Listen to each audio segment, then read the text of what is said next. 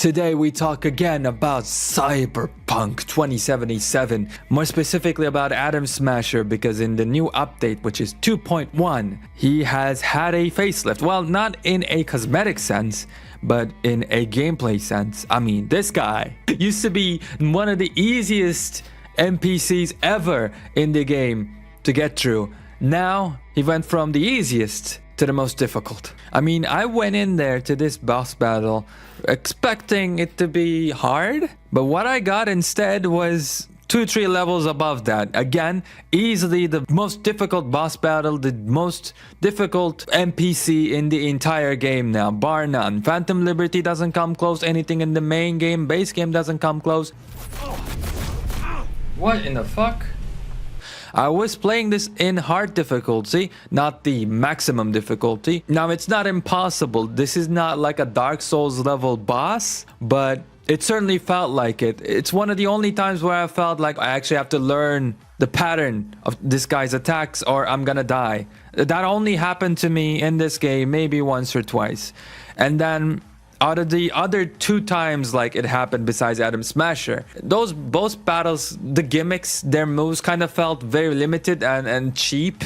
But Atom Smasher has a lot of moves, and what I found to be the best way to deal with them, which my character was a very athletic build, so I can dash around a lot, use SMGs and pistols and stuff like that, and katana. But yeah, getting close to him every single time was a death sentence for me. He wrecked me. He has too many amazing attacks up close, and his style is to overwhelm you. Like, the more he can get into your face, the more he's gonna overwhelm you, so the better it's gonna be for him. So even if your character is really good with blades or melee weapons in general, you don't want to go face to face with Atom Smasher, because what happens if you get away from him? You take away his strength, and he immediately dashes through you as if he's in the anime, right? Like, definitely much closer experience to what we see in the anime right there. Even with the effects, they made it pretty much one-to-one, copied it from the anime, which I'm not faulting them for or blaming them for. I think it's pretty cool.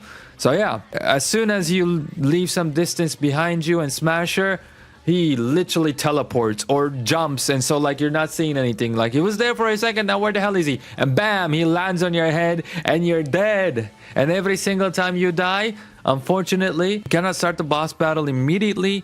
What happens is you gotta play this little cutscene, which takes about, let's say, 10 seconds, and then there's 10 seconds of reloading. So whenever you lose, you got a lot of time to sit down and think, okay, what the hell did I do to mess up? So again, on hard difficulty, this took me about 5-6 tries to beat. Once I calmed down, once I stopped him from overwhelming me and realized what he was trying to do, I started coming up with strategies. I used my assault rifle and I started hacking him, making sure his movements are crippled. You don't need too much to like hack the guy. So I think if you're like a strong tech runner build, you can destroy Atom Smasher still. Like, or if you're any other OP build, honestly.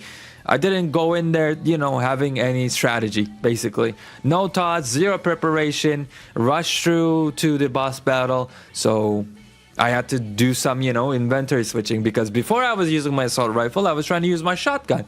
And I was not doing anything at all, no damage, and I was barely hitting him anyways, even if it did do damage.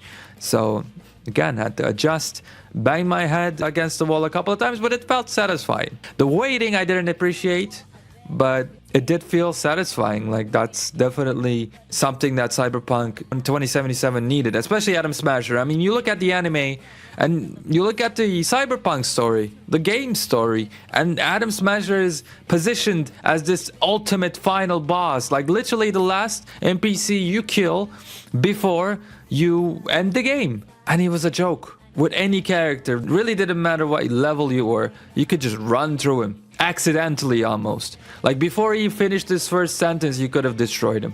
Now, you better come prepared. You better prepare all your ammo, yeah, all your cybernetics. You go in there with a game plan, or he's definitely getting you down. At least in the first few times, like, he's definitely getting the better of you. But yeah, it's great. It's great. I really like it.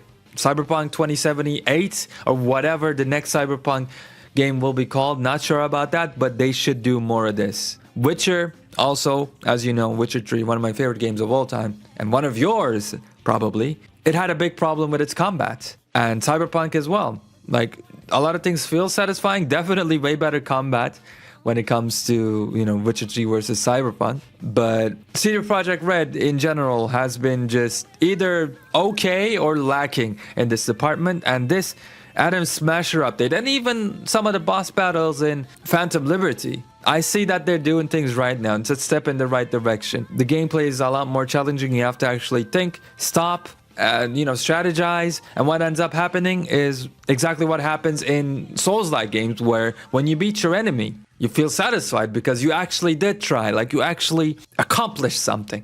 It's pretty good. Sense of accomplishment, as EA, you know, pride of accomplishment, whatever, you get what I mean. So pretty happy with the new Atom Smasher update, finally living up to his name. He does smash you. I can confirm he does indeed smash you. Pause. That being said, I did make another video about 2.1 where I showed you Panam, Judy's romance. You dance with him, you snuggle with him, all the cool motorcycles and new car and so much more stuff, a brand new train station. So check out that video if you want to know more about this update. That being said, ladies and gentlemen, I'm getting out of here. Rogue had it in for you. Finally got what you wanted. You're talking tripe. I killed the old cunt. Don't know shit, Smasher. She finished things off on her own terms. Something you'll never get.